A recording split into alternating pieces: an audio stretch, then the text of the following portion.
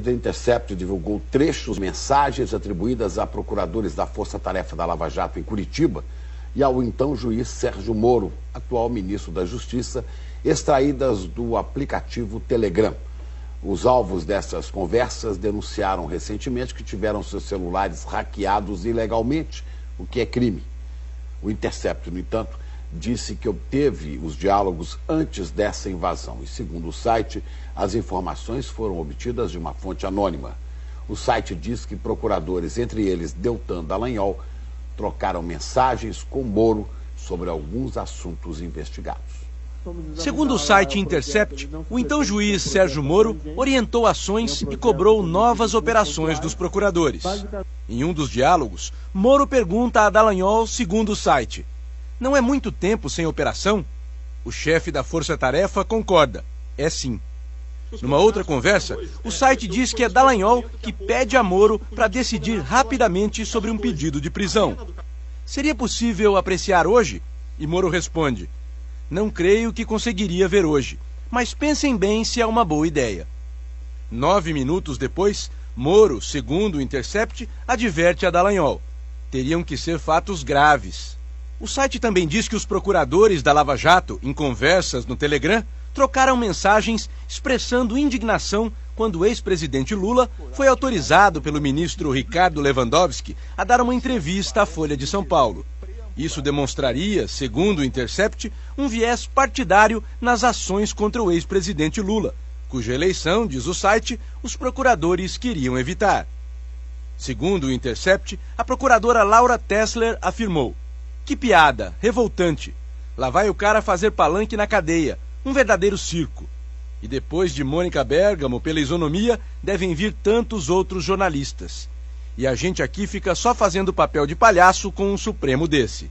Outra procuradora, Isabel Groba, ainda segundo o Intercept, respondeu da seguinte maneira: "Mafiosos." 1 hora mais tarde, a procuradora Laura Tessler escreveu: "Sei lá, mas uma coletiva antes do segundo turno pode eleger o Haddad." De acordo com o Intercept, mensagens atribuídas aos procuradores mostram que eles chegaram a traçar estratégias para caçar a autorização, por temerem que a entrevista ajudasse a eleger o então candidato do PT, Fernando Haddad.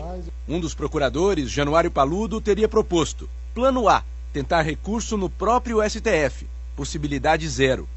Plano B, abrir para todos fazerem a entrevista no mesmo dia. Vai ser uma zona, mas diminui a chance da entrevista ser direcionada.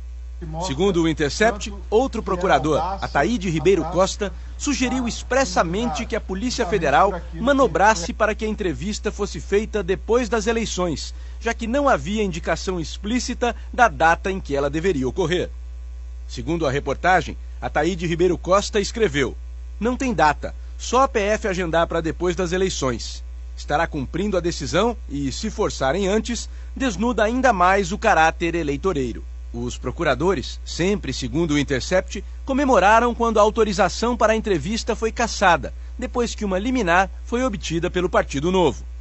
O procurador Januário Paludo escreveu: "Devemos agradecer a nossa PGR, Partido Novo." Ainda segundo o Intercept, mensagens atribuídas a Deltan Dallagnol, chefe dos procuradores da Lava Jato, sugeririam dúvidas sobre a solidez da denúncia contra o ex-presidente Lula, no caso do triplex do Guarujá, 4 dias antes de ela ser oferecida ao então juiz Moro. Dallagnol teria enviado a seguinte mensagem para um grupo: "Falarão que estamos acusando com base em notícia de jornal e indícios frágeis. Então é um item que é bom que esteja bem amarrado. Fora esse item, até agora tenho receio da ligação entre Petrobras e o enriquecimento. E depois que me falaram, tô com receio da história do apartamento. São pontos em que temos que ter as respostas ajustadas e na ponta da língua." Em outro trecho de conversa pelo Telegram, segundo o Intercept, Moro passou para Dallagnol pistas de suposta transferência de propriedade para um dos filhos de Lula. Aparentemente, a pessoa estaria disposta a prestar a informação, diz Moro. "Obrigado, faremos contato", responde o procurador. Mas a pessoa não quis falar com os procuradores, o que levou Dallagnol a dizer para Moro que argumentaria ter recebido notícia apócrifa para intimá-la a depor. "Melhor formalizar então", aconselha Moro. O site Intercept diz que na Constituição brasileira um juiz não pode aconselhar o Ministério Público, nem direcionar seu trabalho. Deve apenas se manifestar nos autos dos processos para resguardar a sua imparcialidade.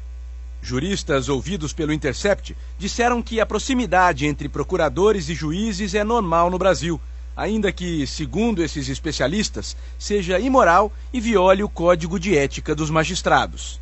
O ministro Sérgio Moro lamentou que a reportagem não indicasse a fonte das informações e o fato de não ter sido ouvido.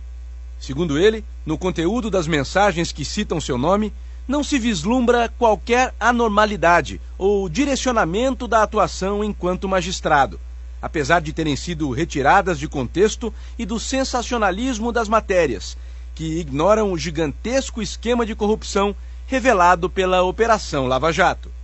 A defesa do ex-presidente Lula divulgou nota em que diz que, abre aspas, a atuação ajustada dos procuradores e do ex-juiz da causa com objetivos políticos sujeitou Lula e sua família às mais diversas arbitrariedades.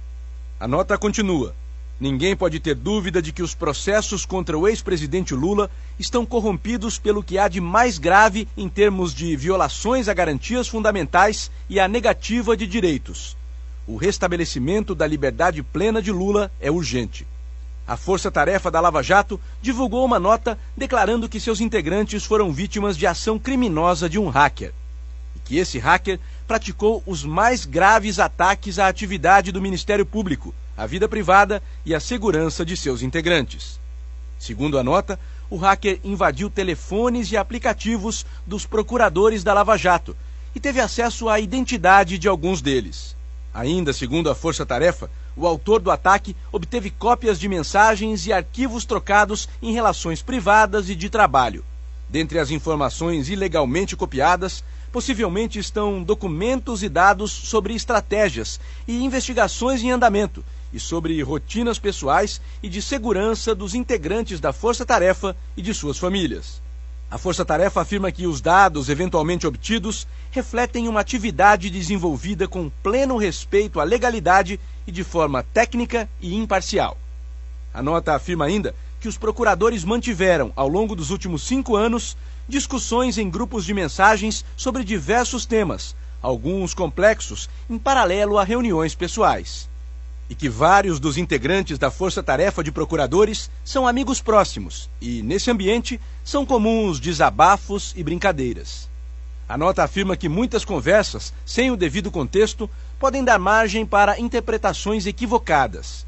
A Força-Tarefa afirma que estará à disposição para prestar esclarecimentos sobre fatos e procedimentos de sua responsabilidade, com o objetivo de manter a confiança pública na plena licitude e legitimidade de sua atuação, assim como de prestar contas de seu trabalho à sociedade.